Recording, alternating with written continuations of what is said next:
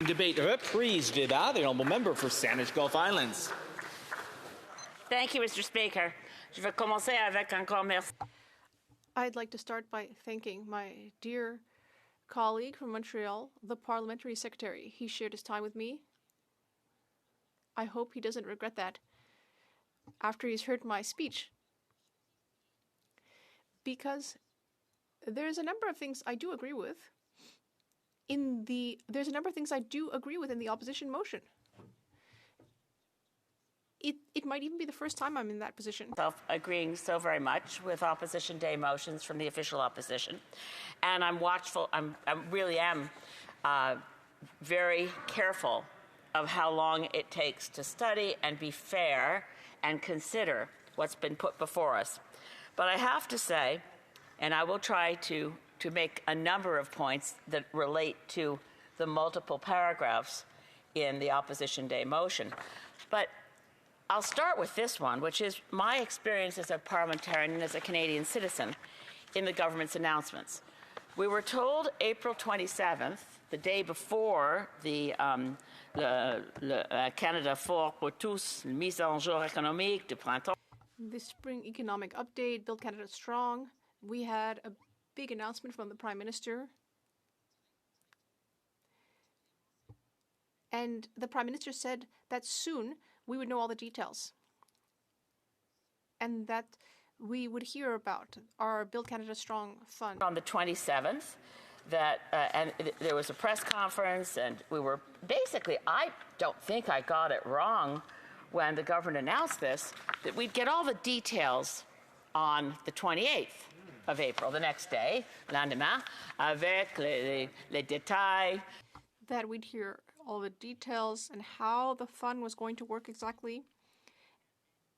And the fact that there would be an opportunity for individual Canadians to participate. It was going to create opportunities for Canadians to make investments, to participate in our sovereign wealth fund, and we just had to wait a day for the details. Well, Mr. Speaker, when we got to the details, and this is what I find astonishing, because this seems to happen a lot, on page 56 of the spring economic update, what we're told is that, yes, very exciting, we're going to have a broadly accessible to Canadians from coast to coast to coast, easy and simple to purchase, hold, and transact, Canada Strong Fund, our sovereign wealth fund.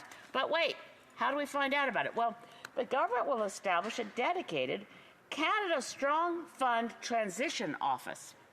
And it will, once set up, lead a targeted engagement. I'm just quoting from the statement, Mr. Speaker, but I don't want to be unfair with them, but it will have a targeted engagement with market participants and regulators, rapidly finalize the fund.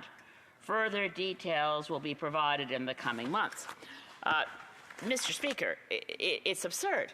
You can't say we're going to borrow $25 billion, we're going to create a sovereign wealth fund, it's going to have all these great attributes, but wait, first we've created a transition office. It didn't need to be like this. We have really good models from Canada for how a sovereign wealth fund can be created. So, Mr. Speaker, I take us back in a time machine to a place where good ideas emerge. 1976, Alberta, when Peter Lougheed created a sovereign wealth fund for the province of Alberta. And actually, Norway sent experts from Norway to Alberta to learn from Alberta about how they were creating a sovereign wealth fund. Now, Norway's sovereign wealth fund is now worth over $2 trillion US. Norway created the sovereign wealth fund based on the principles established by the late, and I think great Canadian, I think we all would agree, Peter Lougheed, who in establishing the oil sands and investing in it said, we have to look at this resource and have some rules. One of Peter Lougheed's first rules was think like an owner. Another one he decided was, we don't want to live off the oil rents. We don't want the revenues from oil wealth to go into spending by government.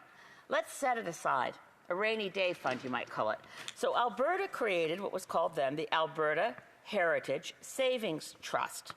And it was funded largely by resource revenue. Went into the fund, and it accumulated. It accumulated the wealth. And Norway followed that example. So the attributes of Norway's fund, and I take the points from my honourable colleague from Lakeland who was just speaking, pointing out the differences between Norway and Canada. taken as read. But let's just look at what Norway established based on what Peter Lougheed put forward, which was that number one, that you had,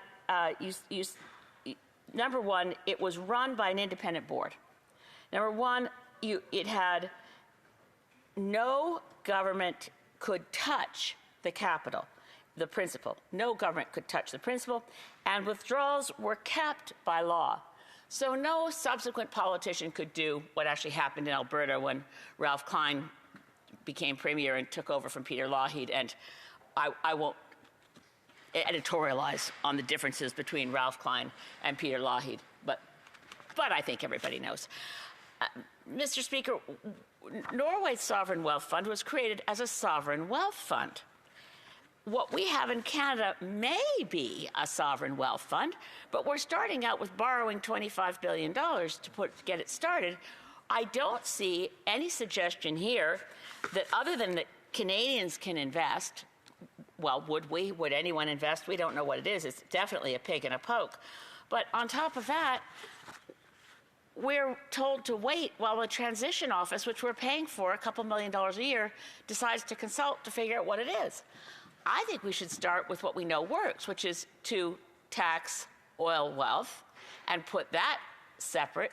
Now, the province of Alberta did set it up, did run it, and that was in their jurisdiction to do. The only way the federal government does it at this point, and I'm not proposing this on the floor of the House, but let's just be clear, we could do it if we nationalized that sector and said we're setting that wealth aside for future generations. It's not going to happen. I know my honorable colleague here is laughing, but the point is, you're not laughing at me, but with me. The point of what I'm saying is that in Canada at this point, we've missed the boat on deciding to create a sovereign wealth fund based on resource revenue, unless the government puts in place what many of us, the NDP and the Greens, have been calling for some time, which is a tax on the excess profits that big oil is experiencing, particularly as prices go through the roof due to war, not due to their careful management as managers of the resource, but the prices that skyrocket when Netanyahu and Trump begin bombing Iran. It drives up, as the Spring Economic Statement points out, drives up the price of oil and increases profits for the private sector. We should be applying an excess profits tax on those basically war profiteering that's occurring in the sector. Let me look at another aspect before I begin to run out of time, Mr. Speaker, of, I think, a very thoughtful motion from the opposition, so I do want to thank them. Under point 6, they're pointing out something that I've been railing about in this place for some time, that there is over $1 trillion in pension fund money in Canada. Now, if we're looking for where we could look for sovereign wealth, the Canada Pension Plan money is over $1 trillion in pension fund money has been invested outside of Canada. Now, how does that happen? Let's just roll back a little bit on that. The Canada Pension Plan Investment Board Act was carried through this Parliament when our former, and I think we all respect him enormously, he's still active in public life, but the Right Honourable Jean Chrétien created the Canada Pension Plan Investment Board Act with the idea, again, of the independence of a board, an independent Canada Pension Plan Investment Board to decide how to take Canada's pension money and make it, quote unquote, work for us, right? The investment board is not necessarily even made up of Canadians. And unfortunately and tragically, and I urge all my colleagues to think about this, let's open up the Canada Pension Plan Investment Board Act, because it requires that the Canada Pension Plan Investment Board consider only one criterion when investing our pension plan dollars. Only one: return on investment.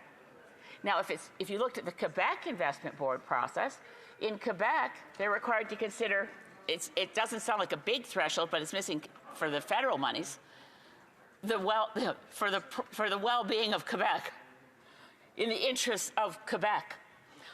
Our act for where our pension plan dollars go doesn't mention for the good of Canada, and most of the money that's been invested has gone to the United States, not into Canada, and it's gone outside of Canada to other investments. One of the ones that stuns me, and I think it should shake us to our core when we look at what just happened in Tumbler Ridge, the Canada Pension Plan Investment Board, by the way, a member of that investment board is now our ambassador to the United States, Mark Wiseman. They decided it was a good investment with good return on investment to invest in OpenAI and Grok, the developers of deepfake AI. $200 million of our pension plan money went into that because they thought that's going to make money. There's no ethical screen on where our money goes. Obviously, there's no climate screen on where our money goes. There's not even, is it in the interests of Canada